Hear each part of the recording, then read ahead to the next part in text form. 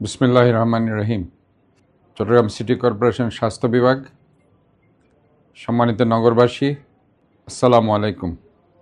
সরকারি সমীক্ষা অনুযায়ী বাংলাদেশে প্রতি বছর প্রায় 5 লক্ষ শিশু টাইফয়েডে আক্রান্ত হয়, ওই 6,000 শিশু মারা যায়।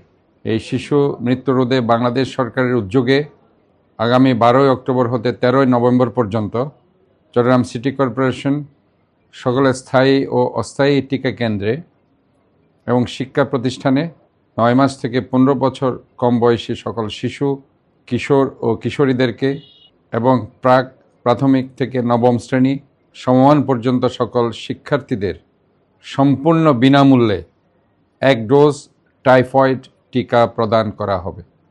এক্ষেত্রে প্রথম 2 সপ্তাহ সকল শিক্ষা প্রতিষ্ঠানে এবং পরবর্তী 2 সপ্তাহ সকল স্থায়ী ও অস্থায়ী টিকা কেন্দ্রে টিকা প্রদান করা হবে। এই টিকার কোনো পার্শ্ব প্রতিক্রিয়া নেই বললেই চলে। টিকা পেতে আজকেই জন্ম নিবন্ধন সনদের তথ্য দিয়ে www.vaxepi.gov.bd লিঙ্কে গিয়ে রেজিস্ট্রেশন করুন এবং প্রাণঘাতী টাইফয়েড রোগ থেকে নিজ সন্তানকে রক্ষা করুন। ধন্যবাদ।